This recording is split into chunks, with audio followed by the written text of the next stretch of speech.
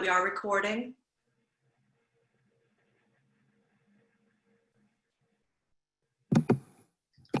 Yes, we are recording. Okay, I'm not seeing it flash, but okay, thank you for confirming that. Krista, did you want to jump in and mention a couple of other things, or should I turn it over to Dan? Dan is going to describe more of his topic from Cold War to Cyber War, then and now. Very relevant subject, and he'll then get into his PowerPoint presentation. Should I start? I think, Krista, did you want to add anything there before Dan jumps in? No, I'm fine. Okay, so just a reminder that if anybody has questions, type it into the chat at the bottom of the screen, send it to me, Faith Bat, and at the end, we'll have time for asking Dan the questions. Thank you. And now I'll turn it over to Dan. We're very excited to have you today. Thank you so much for being our first Zoom speaker presentation. Good afternoon, everybody. I'm going to see if I can share the screen.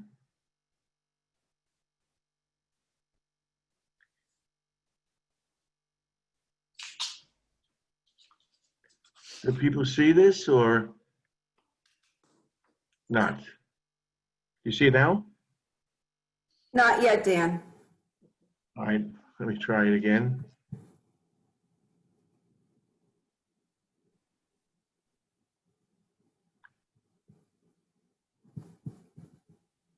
It says, who can share? Only the host. Am I the host? Yes. So what do I do now when I hit share screen? Yes.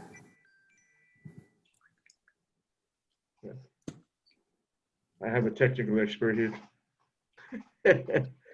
Yeah. No, I'm not seeing the, oh, here we go. There we go. Thank you.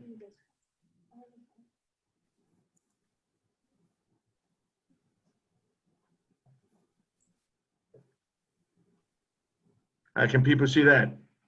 Yes, we can. Okay, good. So anyhow, the code was, I can't, unfortunately, I can't see people here, so I can't tell ages of people whether you like me have actually lived through some of this or not. I suspect more about it. But as we all know, at the end of the Second World War, starting around 1947, the Cold War started between the United States and the US, and then the USSR. And it lasted until the dissolution of the Soviet Union in December 26, 1991. Well, my thesis is, did it really end? So we'll discuss today how the Cold War came to be, what it was like to live through it, which I suspect some of you may have experienced it like I did, and how things have evolved since then. So what were the factors leading to the Cold War? When the Second World War ended, Russia was an ally of the United States. Well, the factors were basically with different ideological ideas. We didn't trust each other. In fact, we feared the spread of communism here in the United States. And we had dropped, of course, as we know, in the Second World War, bombs on August 6th and 8th, respectively, to Hiroshima and 9. The Russians had their first nuclear test explosion. And so we started out not just having mutual distrust and the fear of communism, but now we had the fear of a nuclear holocaust. So it was sort of a scary time. For those of us who lived through it, perhaps you remember you were a school child. Not that it would have helped too much, but they actually had drills where we had to duck under desks to protect ourselves in case there was a nuclear explosion. And of course, many people started building bomb shelters, which basically is memorialized by a 1999 movie, which was supposed to have set place in 1962, where Brandon Fraser and Alicia Silverstone were the stars there, and actually the whole family, in Brandon's case, live in a bomb shelter till he grows up to be a young man. Of course, another aspect of this Cold War was what we call the domino theory. That's right, show little dominoes like this. We were afraid here in the United States that if we let the communist Chinese and all the Russians, Soviet Union people come and take us. And so it was our mission to prevent the fall of all these nations to the communist sphere. We were afraid of the domino theory. Another note of that, of course, was McCarthyism. We had a Red Scare way back when the Bolsheviks first took over in Russia, Trotsky and Lenin, and there were many people that sympathized with them and the Bolsheviks, and there was a whole scare of communism in the United States. That subsided, and then when the Second World War ended, we had another scare, of course, with this Cold War, and one of the most typical faces of this is McCarthy, Eugene McCarthy. He headed a congressional group, and they went after just about everybody that they thought could anyhow be presumed guilty until proven innocent in terms of being sympathetic towards the communists. And it was a time of interrogation, loss of a lot of freedom, guilty until proven innocent. A lot of actors and other people in the public domain were persecuted that way. Get a little closer to home here. In 1956, this is all this same time frame, the Florida Legislative Investigative Committee, called the Johns Committee, contributed in parallel to McCarthyism right here in Florida. They established during this era of the Second Red Scare, and also I think with the Lavender Scare, the scare of homosexuals. We would say this kind of thing today would be ostracized, but back then it was very much the case in Florida. And they undertook wide-ranging investigations of alleged subversive activities by academics, civil rights movements, especially the NAACP, suspected communist organizations. And when they failed to find too many communist ties in Florida to civil rights organizations, then they started focusing on the poor homosexuals, which they believe was a threat to national security and to our youth. Students, in fact, they were actually fired, forced to resign from Florida universities, especially the University of Florida. And this continued on until there was a reallocation of the legislature, and a lot of these rural legislature representatives lost power, and that was the end of the power of Charlie Johns, and the end of this effort. Of course, then in October 4th, 1957, Sputnik was launched. Sputnik being the Russians launching their first rockets and satellites. And then on May 25th, 1961, our then president, fresh president, took office in 1961, John F. Kennedy, lasted as president, for those of you who don't know, a lot of you will know this, till November 1963 when he was actually assassinated. But he, at that point, when he saw what was happening with the Russians, he announced a joint session of Congress and had a very dramatic and ambitious goal that we were going to have this race and we were going to send an American to the moon first. And that was our main thing. That was the start of the space race. And of course, we know how that ended, although we fell out behind initially.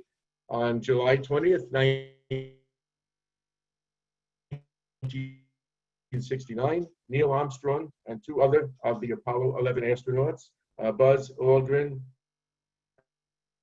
and Michael Collins, actually reached the walk on the moon, and his famous statement, which was broadcast to all of us watching, it's a small step for man, but a giant leap for mankind. By the way, as a subnote now, of course, we're in a race for finding a vaccine for the COVID-19, and Russia, of course, has announced they're going to be the first with that, and they conveniently named their first vaccine Sputnik 5. So who says we're still not in some kind of a race with the Russians? Well, there was more than that. 1961, there was a failed Bay of Pigs invasion. The U.S. attempted. Cuba had been liberated by Castro. They were sympathetic with the Russians. The United States went to try to liberate Cuba from Fidel Castro. It failed. We also placed ballistic missiles in Italy and Turkey, which is pretty perilously close to the Soviet Union. So there was a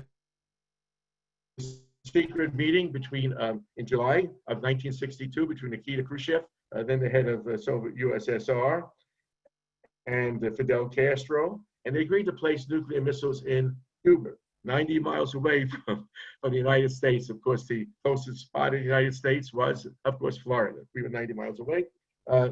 They started to construct missile launch facilities. The White House denied these charges. Then ultimately, there was no denying it.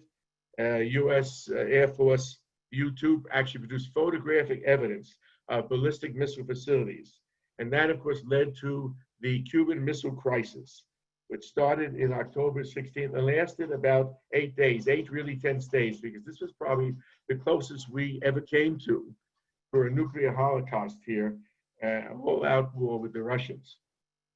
In fact, Kennedy met with the Security Council and the Executive Committee at the Security Council, and they ordered a naval blockade. They demanded the weapons in Cuba be dismantled, only 90 miles from us.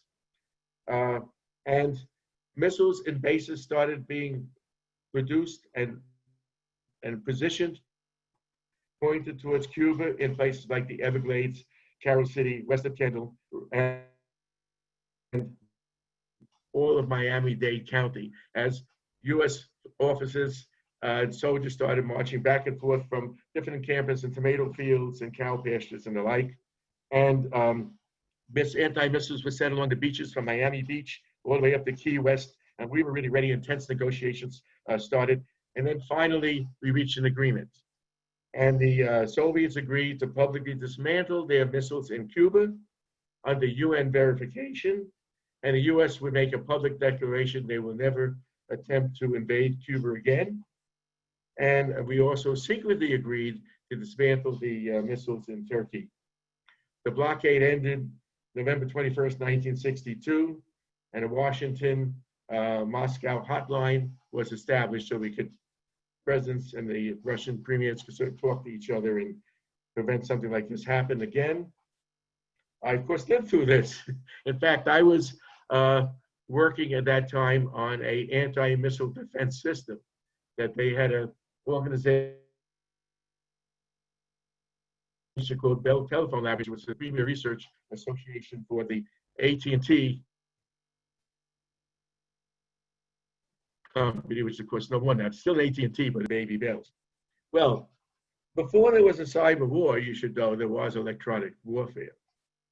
We would jam each other's systems, and there was also the concern that of what we call electronic magnetic pulse radiation, EMP. There's still that threat today. Namely, if I were to have a nuclear explosion, and it wouldn't have to blow up the cities, it could explode high. But what it would do is it could shut down and destroy pretty much all electronics, unless they were really hardened at great expense. So the military has hardened most critical structures and weapon systems for such the eventuality. However, all the systems we rely upon, laptops, commercial computer chips, all the electronics in our cars, for which they wouldn't start if we didn't, those electronics didn't work, all of those would be totally fried, destroyed, and it would be pretty bad news. But we don't have to worry about that anymore.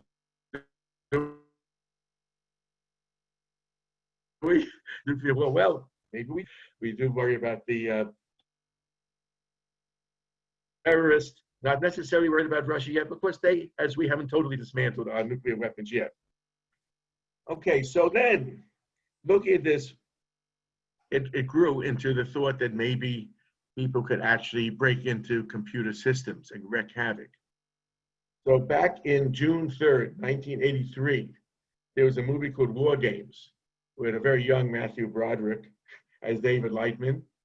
And he was playing a high schooler back then who was tooling around trying to crack into things, and he broke into NORAD, which is our North American Aerospace Defense Command in this movie, a supercomputer, and that that could have caused all sorts of excitement, and we get the wrong signals, and we might fire missiles at Russia, and they fire back at us, and we blow each other up in a thermonuclear war. But we don't have to worry about that anymore, do we?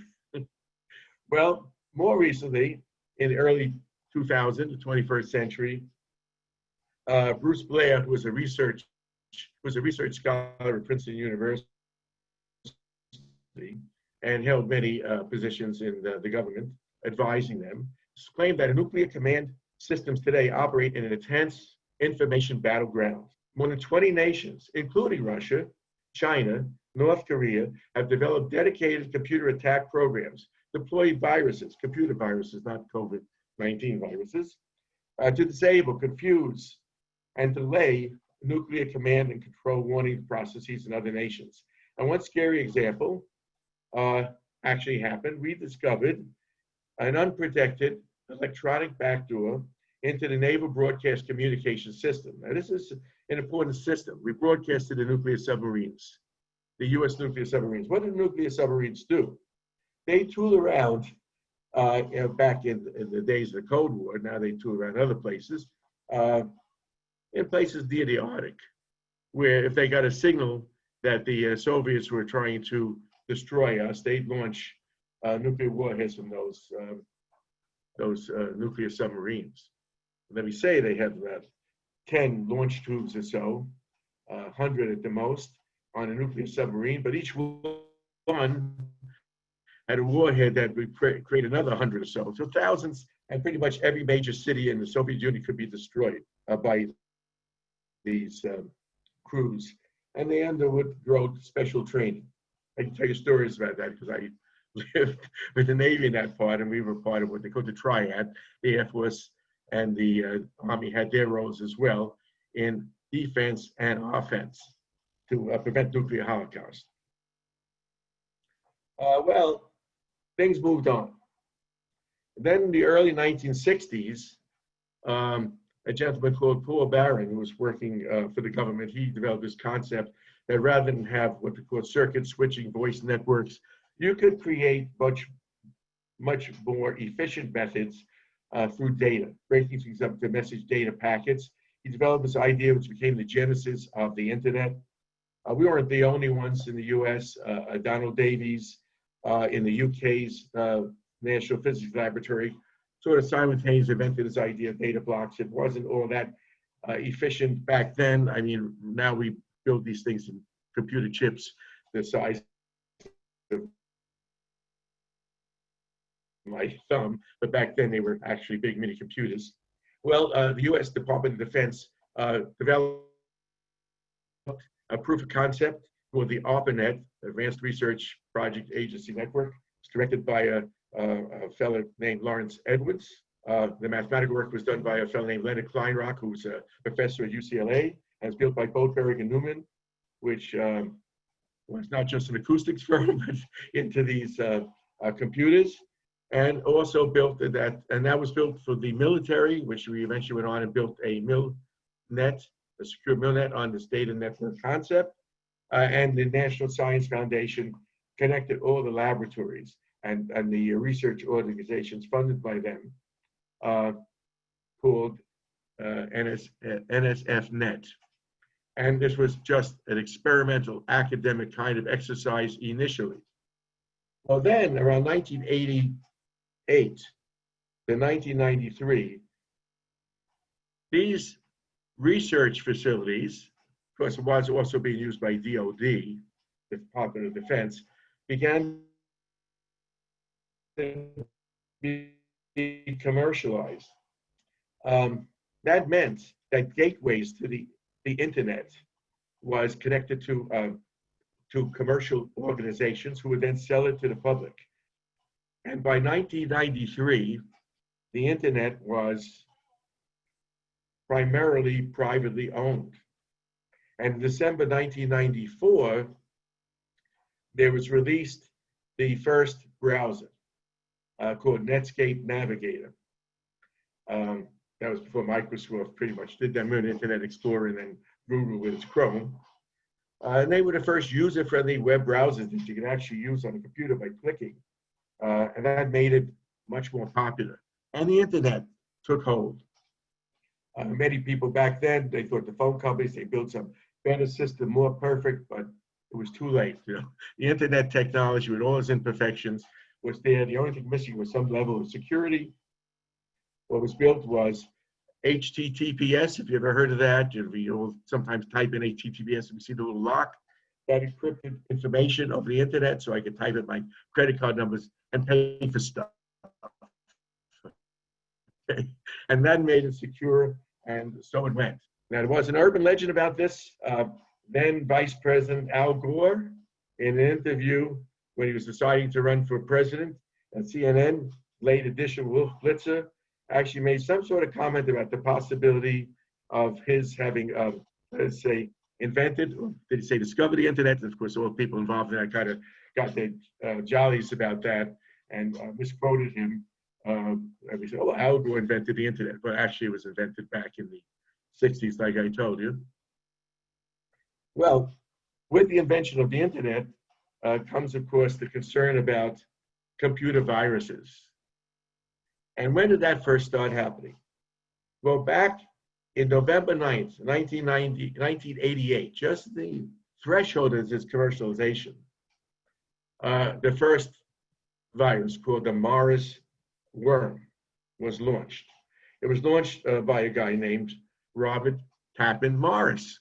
He was a graduate student who was working in Cornell at the time. He wrote, he claims, some code to highlight some security flaws that it unexpectedly ran amok, and it pretty much brought down a whole bunch of the computers on the internet at that time. And it was the first U.S. felony conviction under the 1986 Computer Fraud and Abuse Act. And thus, hackers and the internet and viruses was born, so to speak. Interesting enough, his father was very well known, good guy, right? He was a cryptographer. He was a scientist that worked for Bell Labs, the place I worked for. They helped develop Multics and Unix, which are very well-known computer operating systems. And he later became the chief scientist at the National Computer Security Center, which is a division of NSA, National Security Agency, no less. And Robert Tappan Morris, though he got convicted, he went on to do great things. Also, he joined the faculty of the Department of Engineering, Electrical Engineering, Computer Science at MIT, for which he got tenured in 2006. And he was elected to the National Academy of Engineering in 2019. So he was a big deal too. So hacking was born, okay? And hacking became more intentional, initially as a way to seek status, get noticed. Hackers were doing that because they sort of become sort of infamous, so to speak. So between February 2001 and March 2000 in London, using the name Solo, a British hacker called Gary McKinnon succeeded in accessing 97 US Navy, Army, NASA, NASA, and Pentagon computers, and many private companies. He sold data, passwords, and tracking all this data and correcting it cost over $700,000, which is a big deal back then. So that was the birth of all this. By the late 1990s, as the internet started being used more and more commercially, don't forget people buying stuff now, Amazon's getting born, we're putting in our ID, our credit card numbers and so forth on banks, we're putting up on our website so you can do banking. The criminal elements start getting involved. This is getting serious stuff. This is getting good. You can actually make some money off of this. And so they started doing things like account takeover. I'll take over your account or your bank account. I'll find your credit card number, take breaches and buy stuff that way. And then eventually ransomware. I can hold up people for money. And eventually $1 billion criminal industry was born that way. Meanwhile, secretly, nation states, namely the US, UK, Israel, Russia, Iran, Korea, all these companies started using this technology as well for cyber spying and as an additional dimension for warfare. In fact, in 1999, 2 Chinese army colonels wrote a book called Unrestricted Warfare, Warfare Beyond Bounds. And in that book, they talked about a new military strategy where they examined the use of network and economic warfare, namely cyber warfare and economic warfare. And then eventually it's even started to be used as a form of protest, as well as physical. For example, one of the first ones was in January 2008. There was a group of protesters, very famous group back then called Anonymous. They wore what they call Guy Fawkes mask, which was a whole other story to tell you about those masks. But they were after the Church of Scientology. They didn't like what they stood for, and Scientology had put up a YouTube where one of their most famous members was Tom Cruise, and Tom Cruise did this YouTube and went up very poorly, so the Church of Scientology wanted to take it down. And the group of Anonymous, they were unhappy about that. They wanted them to look foolish. So they defaced websites as well as physical protests. So that was cool. But then in the 1960s, things started to cool down. We got a new era of peaceful coexistence, greater dialogue between the new superpowers. Namely, in that point in time, we were talking about Kennedy and Khrushchev. They became more flexible. They began negotiations. They were talking about disarmament treaties and the like. I'll touch on some reasons why maybe the Soviets were getting friendlier and nicer with us. It wasn't all altruistic. We'll touch on that later on. But what did come out of it was first strategic arm limitation talks called SALT, and then 2 rounds of those, and then actually treaties start where we agreed to reduce the number of missiles and all sorts of other restrictions on it. If I try to blow you up, you'll blow me up. I won't. This famous Nash mathematician called Nash out of Princeton. And of course, the USSR continues to weaken economically and politically, and the Berlin Wall collapses, which is symbolic of the end of the line for them. Gorbachev, who was respected for the West for his willingness to reform, probably had no real alternative.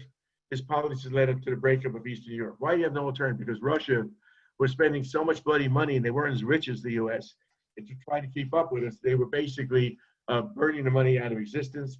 The people were starving, there was discontent, and all their satellite countries were trying to get out from under.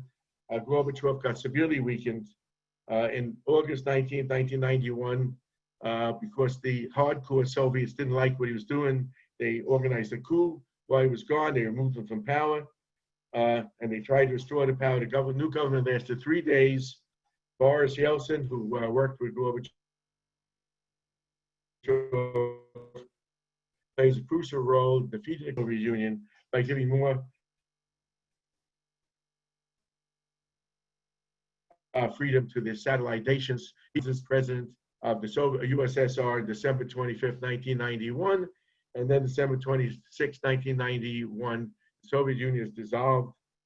And you can just read this for a few minutes. Here's where the main players, how we had a succession of presidents that conceded in the arms race and doing things that just sort of made the Soviets, who were a much poorer nation, not be able to afford to exist in this. And the Soviets in that line, Soviet Union gets failed. Then, of course, after the collapse of the USSR, came the first president of Russia. Russia's now reduced. It's just now Russia. A lot of other countries and the satellites of their own. Ukraine, etc., have their own countries. Boris Yeltsin, the gentleman who tried to save Khrushchev, becomes the first president. And then Vladimir Putin, if you ever heard of him, right? He becomes the president. And he stays the president of Russia thereafter, except for a brief period of time.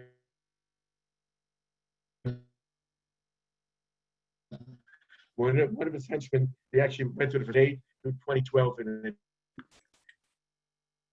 Dan, can I interrupt you for just a second? So why did America fail? And why did Soviet Union fail? Having trouble hearing your audio. Just having a little trouble hearing your audio. It's coming in and out. Maybe. Can you hear me now? Yeah. Can you just repeat the last thing and try to stay a little closer to the microphone? Okay, sure. Thanks. I left this on for you just to look at the American presidents and what they did, and the USSR presidents and what they did, and then the fact that once the USSR collapsed, the Soviet Union, and they just became Russia with a bunch of other Eastern Bloc nations, such as the Ukraine.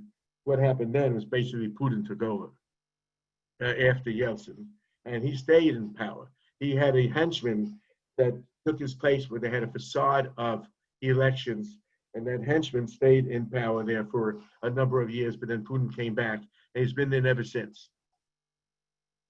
Okay, and they just couldn't keep up. So although it was Gorbachev with his reforms, basically it was the American economic and military superiority, and it's just an economic collapse on the part of the USSR that led to this. In fact, there's an interesting book that claims by Francis Fukuyama, who's a scholar here in the US, who wrote The End of History and the Last Man.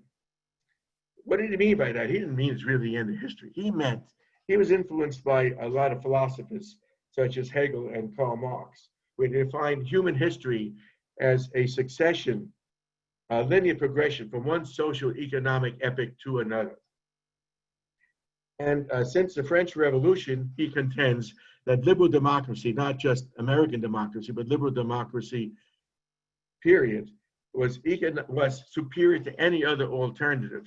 And this was just inevitable. And when the USSR collapses, this is the end of history. You might have temporary setbacks, but basically democracy, this is it.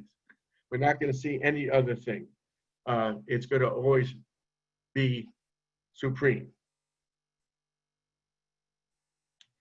And then here we are, the Commonwealth of independent states, Ukraine, etc., with Russia. US is post-Cold War, and the first phase is said to be from the collapse of the dissolution of USSR in December 31st, 1991 to September 11, 2001. That's the first phase. What's notable about September 11, 2001? Well, we just celebrated, commiserated that. That's, of course, we had 9/11, where the terrorists blew up the World Trade Center.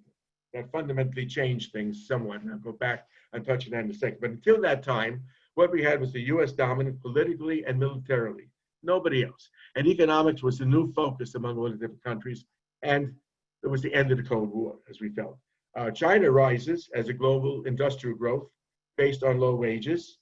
Europe emerges. They were sort of down in the dumps after the Second World War, sort of destroyed. They're emerging as a strong, massive, integrated power with euros, a European Union. And Russia, the main remnant of the Soviet Union, is in a very weakened state. And they tried to integrate with the West and failed. And they tried to achieve back a reconciliation with the new regional powers, Poland, Ukraine, etc. And they failed in that. And they're left pretty insecure. And then is the second phase, post September 11th to 2001. And we're really insecure right now. The world still revolves around three great powers, US, China, and Europe. Russia is still weakened, okay? But the US now assumes preeminence. We're going to go reshape Islamic world through military action. We're going to stop these terrorists and so forth. China and Europe, they remain single-mindedly focused on economic matters. The Chinese economic miracle, like Japan's got a few bumps and hiccups. We'll see what happens. They're starting to explore military options. They're building artificial islands. They're cruising ships, their battleships and so forth. All is not that well with China, to be honest with you. They have to revolutionize the interior, which is full of poor, starving people. China's tried that many times in the past, unsuccessfully. Russia is looking for ways to make a comeback. They see Europe really right now economically and divided politically. That increases their chance to divide and conquer. Drawing from Afghanistan and reconsidering its relationship between global preeminence and trying to be the policeman of the world. This also increases their chance for a comeback. And information warfare is another opportunity. So let's talk about information warfare for a minute. Richard Clark, who worked for the White House and was a cyber czar and all that stuff, he publishes his book in April 2nd, 2010, defined as cyber war, actions of a nation state to penetrate another nation's computers and networks for purpose of causing damage or disruption. William Lynn, then the U.S. Deputy Secretary of Defense, talks about new domain warfare. The military needs hackers, says Stratcom, the Army chief of communications. And we start to see evidence of growing use. And then we see a bunch of things happen. And I'll just briefly touch on it. Tightened reign, the 2003 to 2007. Access is gained to a lot of government and government contractors in the US. We believe it is Chinese military in this particular case. And Pentagon acknowledges shutting down part of their computer system. Robert Gates, who was then the defense secretary, his system gets compromised. A lot of big, besides Army headquarters and so forth, a lot of big contractors, Lockheed and Martin and so forth, they all get compromised as well. It said that China downloaded 20 terabytes of data, valuable data from the US military. There was a quote saying, well, they got all this data from the NIPANET. The NIPANET is the government's, the military's non-secure, non-general information. That's where I go home, right home to my folks back home, tell them where I'm doing. The SIPRNet's the secure one with all the data's in. He says, we don't think they've got into the SIPRNet yet. They weren't even sure. Then, in September 2017, Israelis aerially bomb a facility in Syria, alleged nuclear facility being constructed by the North Koreans. The Syrian air defense networks saw no planes, even though the Israeli planes came in and bombed them. It was later found that the Russian-built radar systems, the Russians built all these radar systems for the Arabs, was manipulated to show nothing. Electronic warfare. When they hit those computers, they manipulated to show nothing. Then when Russia comes in to try to suppress Estonia, which was one of their ex-satellites, of course, they were relocating a bronze soldier of town, a Russian monument. The Russians come in and they come in with forces, but they also launch distributed denial of service attacks against Estonia. Estonia makes a big deal about that. So it's considered the first cyber war. Estonia, by the way, has a lot of cyber savvy. They're the first group company to form a thing called Skype, which is like the predecessor of Apple FaceTime.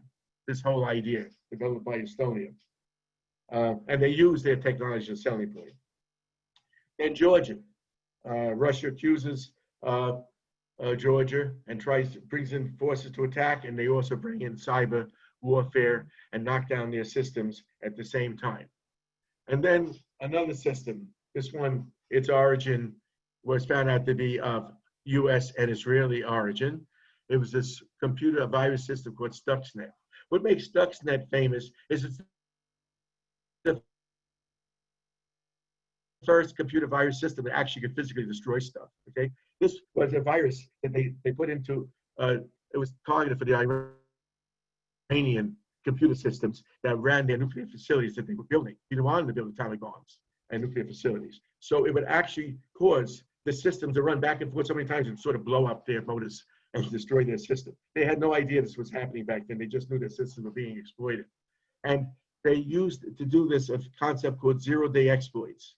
What do I mean by zero-day exploits? Well, when I find a vulnerability in someone's computer system that I can tackle to leash these viruses, if I'm of a secretive organization, like a US military organization, then I may not tell anybody about those viruses. I'll keep them quiet, stockpile them, and then I'll use those vulnerabilities that nobody knew I had. And then, of course, we see cyber spying growing. Now, in 2013, this becomes pretty famous when a gentleman called Snowden, who worked for the US Central Intelligence Agency and National Security Agency, both of them, he worked for different various times in his career, actually comes out of code. He objects to the spying that we're doing in the US, and he reveals a lot of information, a lot of our secrets, as he defects to first China, Hong Kong, and then Russia. And in the process, it makes a lot of stuff known, including verifying Stuxnet.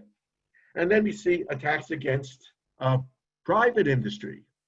The U.S. banks get hacked at a scale distributed denial service unknown to any orders of magnitude more than we'd ever seen before. The U.S. had always seen denial service trying to knock down their sites where we do our banking, but this was like 100 times more powerful. And it was, it's the names that we know: Bank of America, Citibank, Wells Fargo, U.S. Bancorp, PNC, Capital One, Fifth Third Bank, BB&C, HSBC, all got attacked. The banks were able to get their systems up and running, but this was very formidable, actually attacking banks. It was said to be in retaliation for an anti-Islam video that mocked the Prophet Muhammad. And they pledged to continue until this video was taken, scrubbed from the internet, which of course had nothing to do with banks. Banks didn't put up those for Iran in retaliation for the economic sanctions we were placing upon them at that time. And other countries, Korea, ransomware attacks to raise money, and of course Russia, just the beginning. We hear all of the mischief that Russia's been getting into. Well, this is a conference called DEFCON, DEFCON. It's an annual hacking convention. Didn't have it this year because of the COVID virus, except virtually. It's held in Las Vegas. The first such conference was in June 1993. The attendees include computer science professionals, journalists, lawyers, FBI agents, Department of Defense, many countries, security researchers, and hackers, and they speak on how to break things to crack, and how to defend it. In 2010, over 10,000 people attended that conference.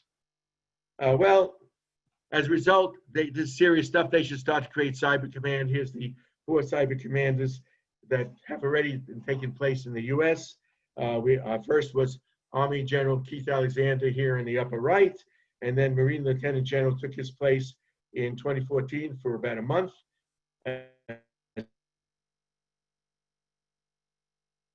Acting head, and then Admiral Rogers on your, and the most recent one is Army General Paul Nakasone, May 2018, and the Cyber Command now has actually created, elevated the unified Cyber Command equal to all the other forces in the U.S. military forces. So we take this stuff seriously, and we're not the only ones. We are really in a cyber war. Of course, there's many people that will say this is overhyped. And here we have 2 very well-known people, Mark Rodenberg on the right, and Bruce Schneier, who's a fellow at the Beekman Institute, Berkman Center of Internet Security at Harvard Law School. And he's a very, very well-known technology guy. He has his own blog. And they say, well, this is overblown. It's just an effort by the U.S. to get more funding for the military. But one thing for sure, if you looked at everything I showed you, is evidence is real and happening. It's only the scale and the size of the threat that's open for debate. And of course, many issues have arisen about that. The government's talked about a kill switch in the US, giving the government power to take over parts of the internet. Should we get attacked? The FBI has had many attempts to try to build encryption backdoors. They tried to do that with Apple when there was some bombings in San Bernardino. And of course, other countries such as China and Russia, they build electronic walls to keep people out and control what's going in. And then, of course, we have the concept of election tampering. It's been going on for some time, but it's most famous, of course, in the last election when President Trump got elected. We were worried about election tampering. Even before that, however, in the election when Bush got elected, and we know in Florida we had that chaff that we had a recount and so forth, which caused a lot of money to be spent on better electronic voting machines. But there was a lot of concern that those machines could be hacked. And so actually the government issued guidelines. They can only issue guidelines because every municipality decides on what kind of voting machines they decide they want to buy. But the government issued guidelines to try to make these voting machines more secure. But still these vulnerabilities exist today.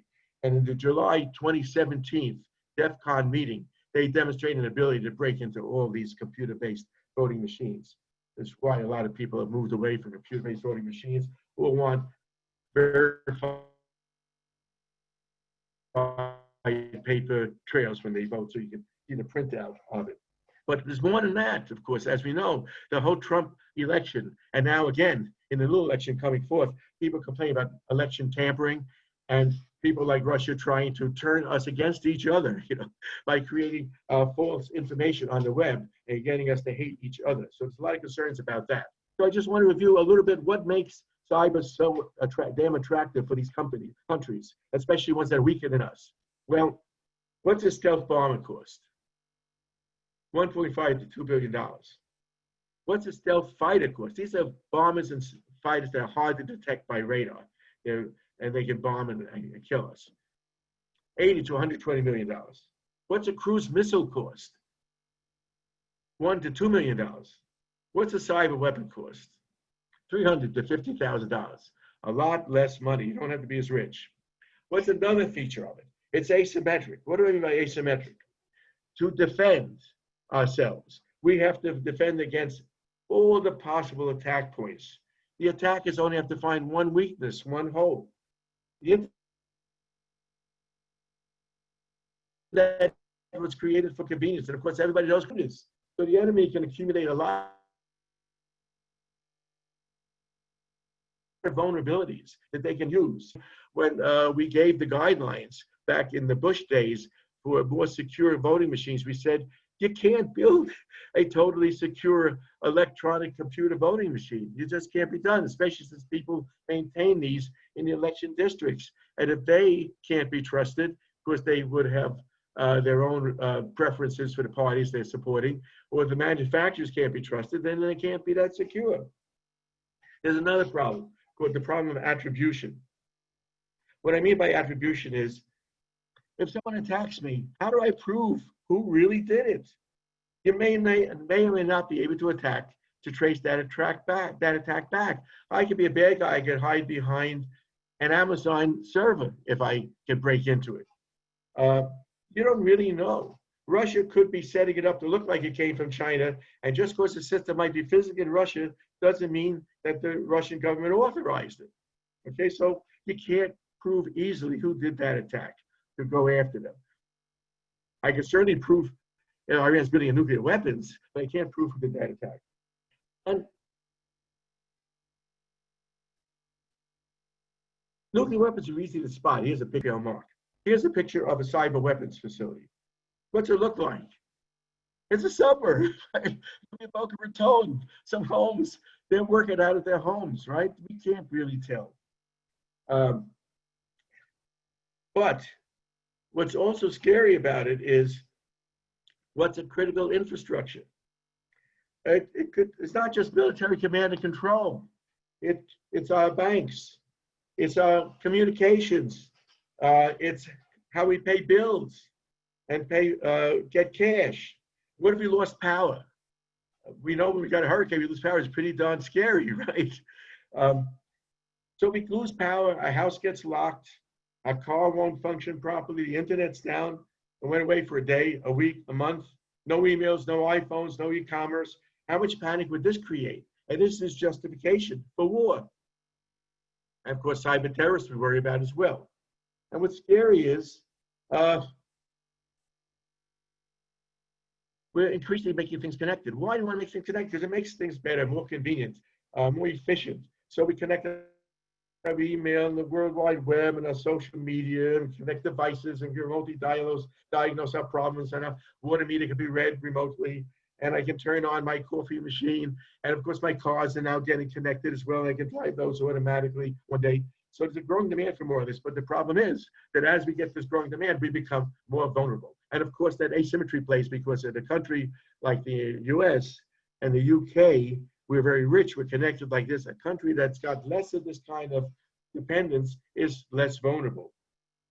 As we become more connected, we become more exposed. So the bottom line is nothing's like it was in 1991 when the Soviet Union got dissolved into Russia. The Russian prestige as traditional great power and a leading nuclear site is just not matched by its actual abilities. And I'm unhappy with that situation. And I want to point out that Putin, he's an ex-Soviet operative. That's his background, right? So he wants to get Russia back into the big Soviet Union. He's not happy with the current situation. And then we see the ongoing diplomatic efforts in Syria and Ukraine. It looks less like the U.S. and Russia are regional powers settling specific issues, and it looks more like maneuvering to alter power positions in connection to other conflicts, and challenging the ability of the Euro-Atlantic alliance to settle conflicts without acceding to Russian political aims. So Russia and the West are antagonists. We see that all along, right? There's activities going on the diplomatic front, military conflict, energy is vulnerable, cyber war, and allow election disputes, and they're trying to manipulate elections. It points to the Russians' confrontation as a result of perceived hypocritical West. They're after us, and they're trying to exploit our temporary weakness. So we see here, are we in a Cold War or not? Books have been written about that. And here's a picture of one of those books. And it points out that in the annual Munich Security Conference in February 2016, where the world's military and political leaders met, the Prime Minister of Russia, who was the one-time president, who was the only guy that took Putin's place for a couple of years, 4 years, he directly acknowledged the elephant in the room. There's a challenge between two systems, the Euro-Atlantic post-World War II liberal order versus Russia's promotion of regional blocs and the threat of a longer systemic war. So the logic of a new Cold War, set out in his book, Return to the Cold War, claims that the conditions of the post-Cold War, post-Soviet era, do not point to a peaceful resolution of the systemic confrontation or specific conflicts they're going to keep playing out. There's a challenge. The Russians confront us, America, exploiting our temporary weakness as being hypocritical. And we look at Russia as a perennial aggressor that finally stopped pretending to pursue cooperation. They're even attacking US presidential elections, as we know. They're accusing him of that. And future is unknown. It's complex, the potential for many unexpected consequences. And the growing cyber threat is a wild card in all of this, because we can be terribly vulnerable. There are disincentives for a nation to want to do cyber war. Like, for example, if China would do cyber war, well, they would depend upon our financial systems. So, and they have a lot of money invested in our system, so do they really want to destroy the finance of the United States? But of course, it is asymmetrical. And if you're and it's more asymmetric, like in China, where millions of people, the bulk of the country is living there without all this kind of electronics out there in the countryside. That's a problem. And of course, we don't have rules of engagement. So when a cyber attack occurs, how bad does it have to be to warrant a physical attack? And I might want to do a physical attack, because a cyber attack in the heartland of China with the presidents that don't have any electronics doesn't do me a whole lot. This glimmers of hope, in November 2013, there was a US-China agreement setting limits of China, a cyber war and espionage, but the skeptics about all this. And Russia, of course, finds cyber attractive for all the reasons I told you. Not that expensive, attribution is a problem, you can't really prove it on them, etc. We think they're doing it, and we can prove a lot of this, we think, but it's very hard to prove. So remember, Putin, president, like for a lifetime of Russia, not all that old, and he was an officer of the KGB. He'd like to reconstitute the USSR. So I sort of close with one thing that was interesting. There was an article in the New York Times by Tom Hanks, of all people. He was quoted. There's part of a project the New York Times is having called "We're Still Living in the Legacy of the World War II Project," they call it. And Tom Hanks says, "We're still living in the legacy of World War II. Its Act 2 ended 75 years ago in the defining moment of unconditional surrender. And by now, most of the victims are gone. All those sailors, soldiers, airmen, and nurses, younger eyewitnesses to the war, are passing on. Those of us alive now acknowledge, sadly, that there's an Act 3 after the war, which began before the ink was dry on the Articles of Surrender. And it'll never end, and it's not in any equal measure of satisfaction. This information now is a weapon and a currency. Tyrants reign around the world. I'm not just talking about Russia, although they're a threat, obviously. They're still part of the Cold War. And the wars are waged in stalemates. 75 years ago, it seemed a grand contract had been agreed upon by all the nations of the world. Common efforts had created a common purpose, one of the horrible lessons learned in World War II. And now here we are, still, I contend, in like a Cold War, and it's going on. So with that, I'd like to end and thank you for your attention. I hope you enjoyed this, and I'll open it up for questions. I lived through this. I built some of these missile defense systems. I was naval intelligence. We collected on the Soviet Union, and we ran the naval nuclear submarine force, cruised there under the Arctic with ballistic missiles. So I got lots of war stories I can tell you on that. Okay, thank you very much for attending. Thank you so much, Dan. My mind is exploding right now. We have some questions, and we can still take questions in the chat. Send it to me, Faith Bat, and I will read them. Let's go to the first question. Would you say the push to get to the moon first was more motivated by politics than by a desire to go to the moon? Well, I'm no expert on politics, but my personal opinion is, yes, I think it was more by politics than Okay. by the moon. Next No, question. but I think it was a political thing. Okay. What is the fail-safe system of communication on nuclear submarines so nuclear missile would not get launched by mistake? We have a number of different communications paths, some that go under the ocean for thousands of miles, some that go through HF from the shore stations, high frequency, and some from the satellite systems being primarily the most vulnerable, more subject to jamming. And then, of course, we have a whole series of safeguards in terms of who actually pulls the trigger. As you know, a president can't just press a trigger. You need multiple people agreeing to do it.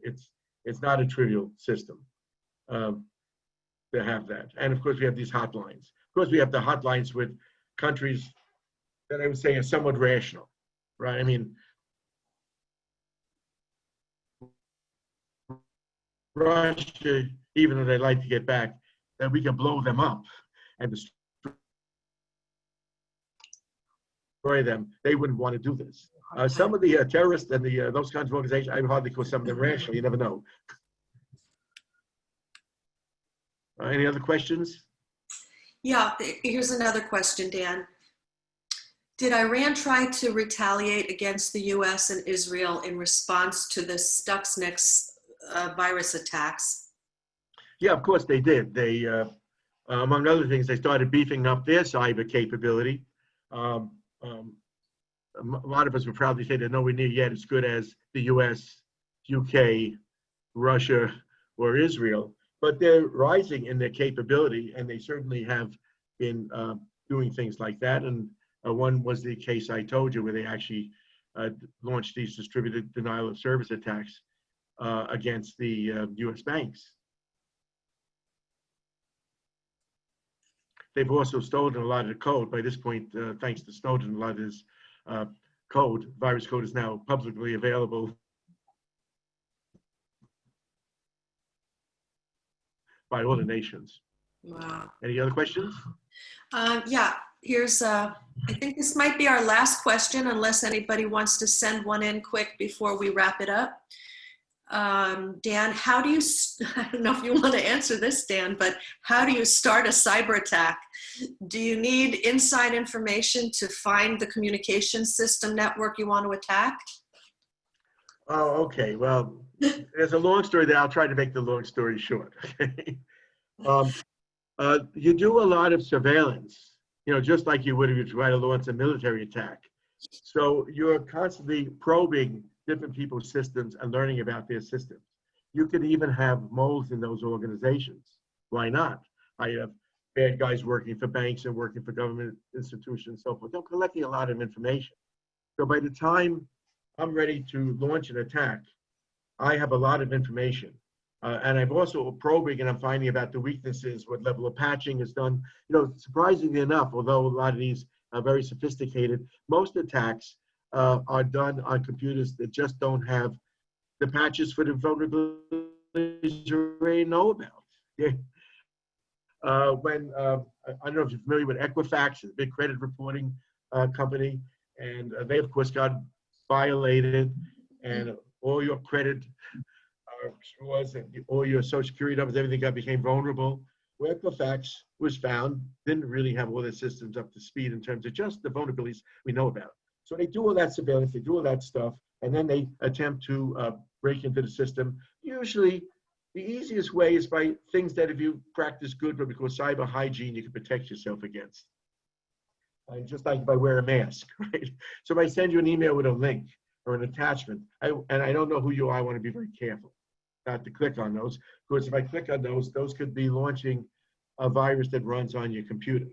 If I go to a website, I might want to be very careful about what I click down from that website, because most of these viruses I have to sort of enable by clicking on that computer. There are a few very, very sophisticated ones that you don't have to do that. For most cases, they are. But I can be very convincing, because if I know enough about your organization and your people, and I can break in and find their passwords, I can start to impersonate myself. So I can pretend I'm the CEO or COO of this large bank, and I could be sending emails to other people, if you follow what I'm saying. And I can work my way around. And it's going to be a much more credible email if I'm getting it from somebody who's an administrator or an employee of the bank who everybody knows, or even worse still, a very high-level official of that bank. And of course, if you're a high-level official, may not necessarily be as computer savvy. More and more they are, but in the beginning they weren't. I have another question. Would more military funding decrease cyber attacks, or is there another way to fix bad patches? More military funding, of course, helps just like in everything. Of course, one can, there are sides, as I told you, that would say that it doesn't help that much and we're hyping it up and we're trying to get too much money spent in that regard. I can only tell you that if you're a bank today, and you look up what a bank spends to keep that bank secure, and the number of people they have on that, we're talking about a lot of money. And the banks aren't spending that money frivolously. So they're keeping that, they're spending those hundreds of millions of dollars, which is big money for a bank, sometimes $1 billion if you're the size of Chase, to protect your bank on security. That's telling you something, that you do need to spend money on security. And as I say, it isn't just technology. You know, it's people. People are our weakest link. So you're spending on training people, educating people, and the like. Just like you're training in the military on training people and educating people and the like. Because you and I, when we use our systems, if we don't know how to practice good cyber hygiene, it's sort of like my going out in a big crowd without wearing a mask. In the current COVID-19, you need to be educated and you need the right kind of testing software and equipment and so forth. Can you tell us, we've been talking mostly on a broad national, international scale, but for the average person, what can we do to protect ourselves? I've seen it happen to my mother frequently. She's been scammed. I feel like almost every week she's scammed some other way, through her phone, through her email, and they've gotten into her accounts. They've taken things out of her computer, all kinds of different scams. And what can just, everyday people do to protect ourselves with our technology? I'd say, again, it's an education system, and to be very alert and distrustful, right? So if I'm getting an email from somebody I never saw before, or a phone call from someone I never saw before, certainly I would want to be cautious about that email, okay? And I would, even if I were to look at that email, I'd be able to be very, very cautious, if ever, clicking on a link that's embedded in that email, or opening up an attachment that's embedded on that email, And if I go to a website, I want to be very cautious about that. And of course, there's a lot of tools you can use to give you a hint as to whether that email is suspicious. There's ways, if you don't know how, to look at the full address of that email. It might look very suspicious. You think it's a long address, or it's got some strange kind of thing. I wouldn't trust that. If the spelling's not right, I wouldn't trust that. If you follow what I'm saying. So you want to be very careful what you touch and do. It's just like if I got something in the mail, I wouldn't necessarily phone, or if I get a phone call, I wouldn't necessarily, when I get a phone call and it says, this is from my credit card company, and my card's been suspected of being compromised. Please, press this button and speak to an operator. I don't. I hang up. And then I go to the back of my credit card and I dial the number in the back of my credit card to make sure I'm dialing through the right company. And even if you're looking and you see in a caller ID that it looks like it's the right safe phone number, it isn't necessarily so. I can go to a website, they do exist, and I can go on that website and launch a call from that website, and it can look like any phone number I want it to look like. Wow. So you'll see in the caller ID Mhm. a phone number if I know it, and it'll look like I'm phoning from your phone number. Mhm. So I'd say be very, very suspicious, be very overly cautious. Happens And of every course, day. when it comes to authentication, take them up on those authentication factors. In other words, they'll sometimes, if you want them to, they'll send you through a message or an instant message or an email, a 6 or 8 digit number that you have to type in addition to your password. That's going to be harder for somebody to be able to compromise that. There's ways it'll be harder. So you have that stronger kind of ID as well. And you're really worried about passwords, which a lot of people say is going to go away with fingerprints and voice authentication and everything else. In the meantime, you could look into some of these password managers, if you're familiar with that. These are password managers that are highly secure. You can attach them to your browser, and they will maintain your passwords. You only need to know one password, which is the password for that password manager. And the rest of the passwords, it's going to update. They're going to be very complicated, random streams of numbers that people would find difficult to recognize. Hmm. Does that help? Yes, that's very complicated, but very helpful. Do we have any other questions? I think that's all the questions that we have in the chat.